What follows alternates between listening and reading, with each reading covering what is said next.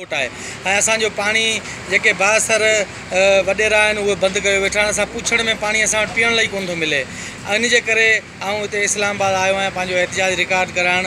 ऐं ॿियो असांजी जेको स्कूलनि जो निज़ाम आहे, इस्पतालनि जो निज़ाम आहे ऐं पुलिस जो निज़ाम आहे मुकमल ख़तमु आहे। रोड रस्ता असां वटि का शइ कोन्हे ऐं असां वटि करप्शन अरूज ते हले पई हींअर। ऐं तालके कुंडरी में जेको टाउन कमेटी आहे उन में 70 मुलाज़िम जेके भर्ती थियल आहिनि भंगी जी पोस्ट ते, उहे जंहिं सभु सफ़ेद पोश माण्हू आहिनि, जंहिंमें सैयद आहिनि, साईं चौधरी आहिनि, वडेरा आहिनि, रईस आहिनि, उहे भंगी जी पोस्ट ते घर वेठे पघार पिया खणनि। जेके हक़दार जेके असल भंगी आहिनि उहे उन्हनि वीचारनि खे बेरोज़गार कयो वियो आहे। सो असां इहो मुतालबो आहे उन्हनि खे फौरी तौर ते नौकरी मां कढियो वञे ऐं भंगियुनि जी जेका असल पोस्ट आहे उन्हनि खे भंगी उन ते भर्ती कया वञे। इहे त मकानी इदारनि वारी जेको मामिलो आहे इहो सिंध हुकूमत जे हवाले आहे। कप्तान खां तव्हांजो कहिड़ो मुतालबो आहे त उहो कहिड़ी रीति सिंध जा मसइला हल करे सघे थो? बुनियादी कहिड़ा मसइला तव्हांजी नज़र में जेके हल थियण जोगा आहिनि ऐं वफ़ाक़ी सरकार करे सघे थी?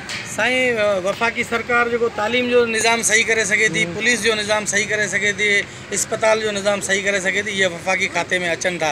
असांजो इमरान ख़ान खां इहो ई मुतालबो आहे त असांजा इहे मुतालबा तालीम जो निज़ाम सही करे ऐं पाणी जो निज़ाम सही करे असां वटि रोड रस्ता ऐं जेके ॿिया बुनियादी जेके असांजा हक़ आहिनि, बेरोज़गारी असां वटि तमामु घणी आहे, बेरोज़गारी जा असांजा जेके मसइला आहिनि उहे फ़ौरन हल कया। हेॾो पंधु करे तव्हां सिंध मां निकिता आहियो ऐं 1900 किलोमीटर तव्हां ॿुधायो त पंधु करे मोटरसाइकिल ते आया आहियो। कहिड़ी ज़मानत आहे त इमरान ख़ान तव्हां सां मुलाक़ात